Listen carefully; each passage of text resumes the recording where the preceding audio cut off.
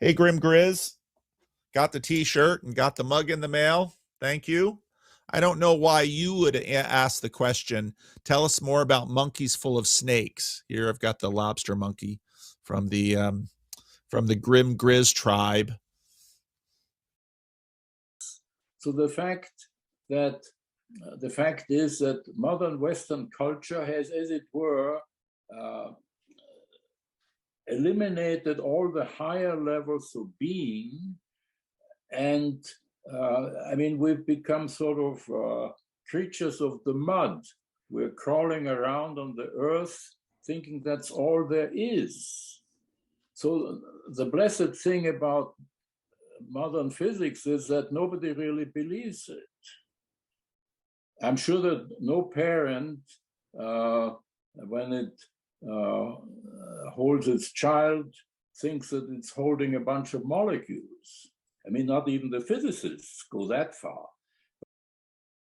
It's remarkably difficult to help a human being, especially when they've locked themselves in their own personal hell. So, all right. Oh, Chad the alcoholic has a question. Let's get ahead of the game here because he asked it the last day we did question and answer.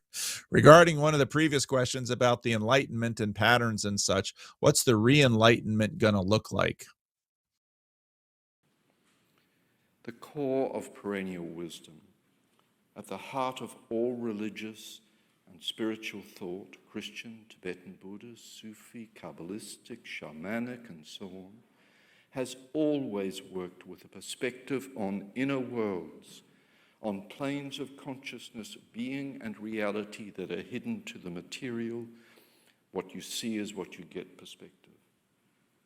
The new approach to hierarchy will inevitably be centered in synthesis, in a perspective where the great pairs of opposite of spirit and matter are seen to fuse and blend in the middle path of the soul-centered observer.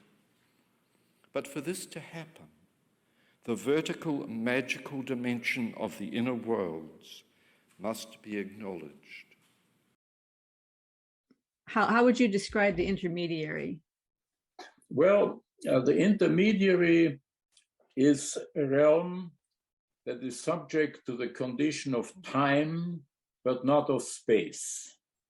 And in the ancient world, that intermediary realm was fairly well known to the great philosophers and spiritual figures, but the knowledge of this intermediary domain has almost completely vanished in the Western world. When I traveled long ago in India, I noticed that every educated Hindu in conversation, you could speak with him about the so-called Tribhuvana. Well, that's a Sanskrit word, but it means the triple world. So in India, even just an educated businessman will talk to you about the Tribhuvana because it is there in that tradition. In the West, there is almost no knowledge of it at all. In the Orthodox Church, there is a certain reference to what they call the aerial world. So they recognize it. They recognize that it's a dangerous place because, believe it or not, demons, that is not a medieval superstition. It's a reality. They are there, unfortunately. And that is their native realm, so to speak. Could I ask a kind of a controversial question? There's an awful lot of talk nowadays about using psychedelics to interrogate the spiritual world. When people take psychedelics, do you think that they somehow access this intermediary realm? Absolutely. I have no doubt about it.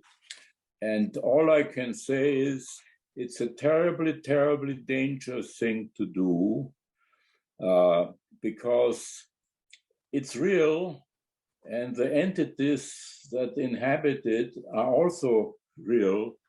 I will mention in passing that at one point I met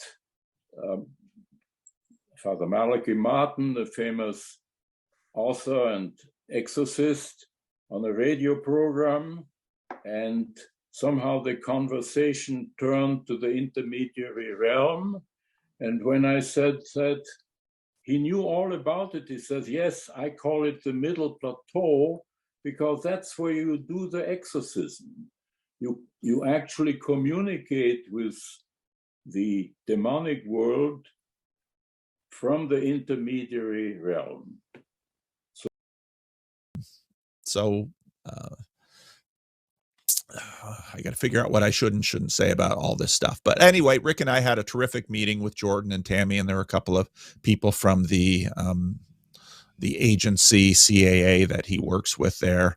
And don't let me be empty, Lord.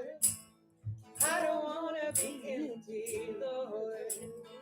Don't let me be empty. I want to be full of your